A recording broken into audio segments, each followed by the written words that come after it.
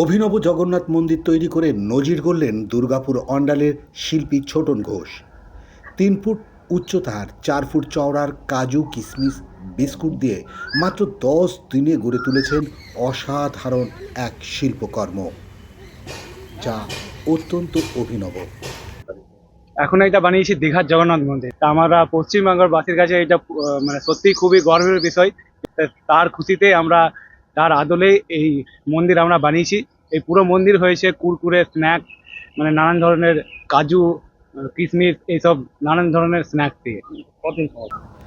দীঘা নয়, এখন পশ্চিম বর্ধমানের দুর্গাপুরের অন্ডালের জগন্নাথ মন্দির দেখতে মানুষের উৎসাহ চোখে পড়ার মতো।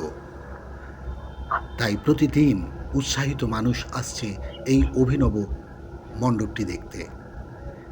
সবচেয়ে বড় বিষয়, এই মন্দিরটি তৈরির মধ্যে শিল্পী তার নিপুণতা নিখুঁত হাতে তুলে ধরেছে। তবে শিল্পকর্মটিকে অবশ্যই ধন্যবাদ দিতে হবে। এইভাবেই বাংলার কৃষ্টি, বাংলার সৃষ্টি এবং বাংলার শিল্পকর্ম বেঁচে থাকবে, আর এটাই বাংলার অহংকার।